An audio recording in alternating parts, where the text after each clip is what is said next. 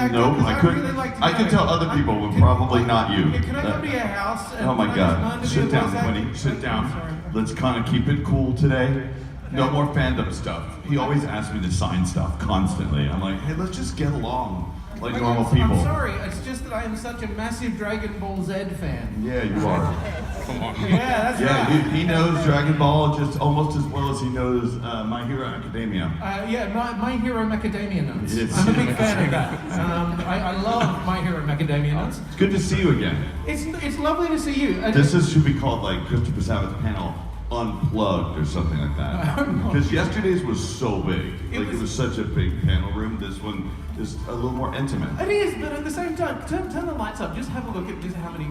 Oh, there's a lot of people in here. Don't get me wrong. Come on. Can we have the house lights there? Oh, look at that. Yeah. Woo! They're quite ugly. They're quite ugly. Many of them. I'm sorry.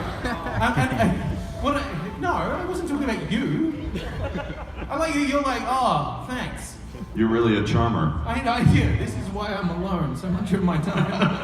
And what I do like is that the stairs are lit up. Yeah. So it does look kind of like there's a stairway to heaven. Mm-hmm. Yeah, it looks like a disco floor all the way up, or like a spaceport. Yeah. You land your spaceship there. Yeah, I'm looking forward to all of you coming and doing the groove train down it. It's going to be amazing.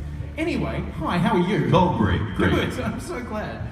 I just realized that I was quite happy to just sit here and talk, and then I went, oh no, there's a script. There's a thing I'm actually meant to tell. It's good that you're happy to talk, because we've got to do this for a whole hour Like now. an entire hour. Yeah. So I want to ask, how has your festival been so far? Are you enjoying MadFest? It's been amazing. People have come up and they've said, what do you think of Melbourne? And I go, well, if Melbourne is the hotel and this convention center, it's beautiful. And the people are very friendly and everyone loves me for some reason here. Like, everyone in Melbourne really likes me a lot for some reason. Like all 3 million people who live in Melbourne? Yeah, all live right here. Yeah. Because I actually haven't been outside of the convention center. So you haven't actually... I went to one place. I went to a place called Molnir. How many of you have been to Melbourne? Yeah. Yeah, it was awesome. It's a Viking-themed restaurant. Yeah. And you get to, like, I think I just talked about this a minute ago. They allow you to eat bone marrow and then drink shots of scotch through the bone. Like they carve out a bone. You feel so cool. Did you feel manly? Did you feel like a king of the north or something? I felt like that there was a room somewhere in the back where they cut up human bodies. Like I felt like the place did feel like there was a kill room back there. And if you're one of the last people there, no one hears from you. Yeah. Especially if you're dining alone, you're dining alone forever. Yeah. They were all dressed. They kind of all had on these sort of leather butchers outfits and stuff like that. Like they all had they're called aprons, I guess. Anyway, they just looked really foreboding. I don't know. And you drink everything, like all of the meat and everything out of horns, like from animals. It's a very meaty place. Anyway. Yeah, you feel really cool there. So now that we've advertised them for 10 minutes, this panel is sponsored by Mjolnir. Thor. You voice almost, I don't know, half the cast of Dragon Ball? No, not. I only, to be clear, I only voiced the entire Frieza saga. Like everything else. Everything else is fair game. Okay, so what is it like for you having to work so hard for that many characters? Does it do a number on your voice? Yeah, it kind of tears me up a little bit. Yeah. But I mean, I can voice Yamcha all day. It's easy. Yamcha's just as easy to do as Yamcha is cheesy. You know what I mean? Like as dorky as Yamcha is, it's easy to do his voice. Like the only voice I did on Dragon Ball was Yamcha. It'd be smooth sailing, pretty easy. But the minute I have to do Vegeta, everything goes down the toilet. Because it just hurts. The voice hurts. Constantly hurts. Because everything he does is kind of like a half yell. Sounds painful.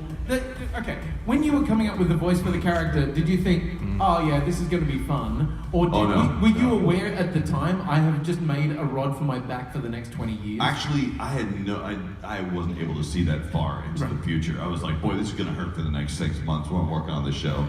Had no idea that I need to add another 19 and a half years to that estimate. Yeah, it's painful, but I didn't actually have to come up with a voice.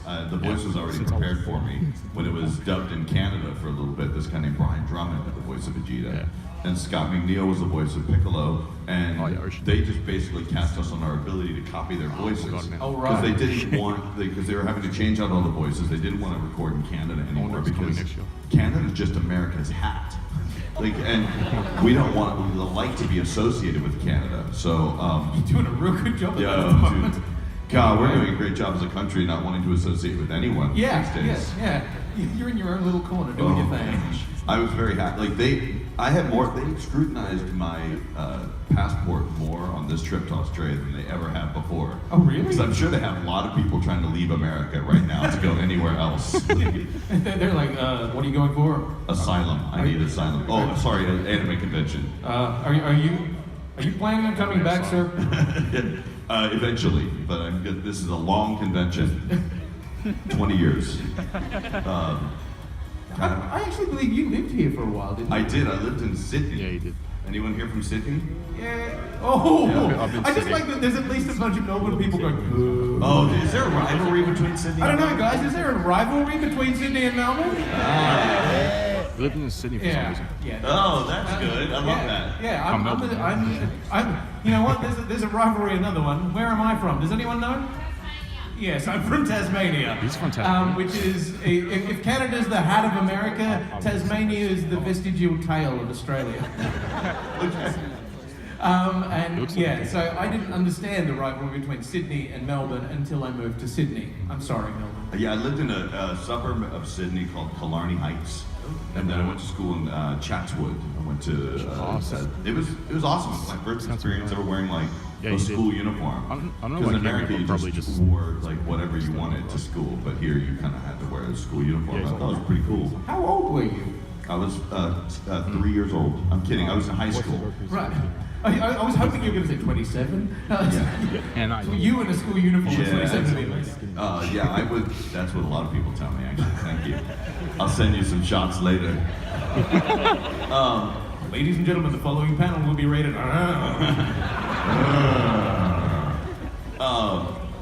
So I went to school there in that dump of a place called Sydney. You know what I mean? Yeah. Melbourne.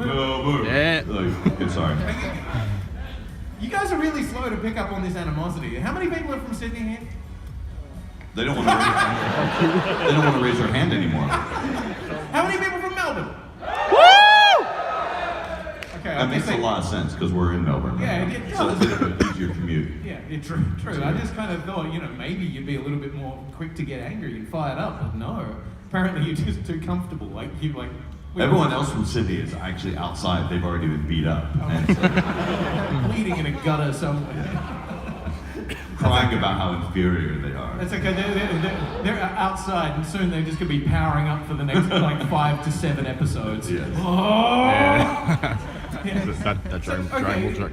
When you do have an entire episode that is just powering up, that's his voice. Or were there episodes where it was just? You haven't seen much of Dragon Ball, have you? It's seen all. Their entire arcs. There's the powering up arc. There's the let's just spend this entire episode powering up arcs. There's that. Frieza was that fight got a little bit annoying after a while. I'm like, come on, guys, let's pick it up a little bit. Because they were just entire episodes that were just them staring at each other, and nothing happened at all. Just like, you seem strong, and then. And it's just long passes of just silence. Do you look at a script for that and go, what are we doing this week? No, I looked at those scripts. I was like, what are we doing this year? Why are we spending so long on this? Let's just defeat Frieza already and get on with this. Yeah. So, with powering up for that long, how do you keep your voice looked after? Do you use lozenges? Do you have a regime of voice love? Yeah, I have at the studio.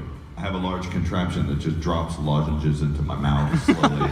As I'm screaming, I don't even have to unwrap them. They just I buy them in bulk, and they just kind of come up this little contraption and it slides down a rail, and I'm like, and it's perfect. So is that what we can expect from Dragon Ball Super? Just yes. Well, actually, in Dragon Ball Super, and in Dragon Ball Super, they decided, you know what, let's not kill these actors again. The power-ups are much shorter. Oh, really? In Z, it was just Z, it's forever. In Kai, they just, now it's just Literally like, repeat for yeah! And then it's just, we powered up now. We're not gonna go through all that again. And I take it, was this anything that you guys as voice actors got a say in, or was it that the fans were like, could we condense this? No, I have no idea why that decision was made. Akira Toriyama was just like, you know, maybe I could just do fewer episodes or something. Let's cut out all the episodes of just powering up. Am I right in thinking that, and you could probably all know this, that a lot of that was done to try and spread out the episodes while it's still trying to keep up with the manga? Yeah, Right. yeah. A lot of times they're in Dragon Ball Z, they were trying to wait for more episodes. So they would just wait and just let it power up a little bit more. They do a driving school episode or something like that, kind of as a filler. Or in the case of the Garlic Jr. saga, was just basically just to buy time. Everyone loved that, especially him. He loved Garlic Jr. Who loved Garlic Jr.? He did, right here, this guy. You do actually loved it. You're putting your hand up to Garlic it? Jr. I'm like, All those people from Sydney would love. yeah. Who loves garlic? No, I don't. Now, I believe that we actually have some special news for everyone. So, should we perhaps dim the lights and find out what this is? Yes. Okay. I think we should. Let us dim And the it's going lights. to be an interpretive dance, so be ready for this. Are you doing it or am I? You're doing it. Go for it. Dim the lights all the way. Oh.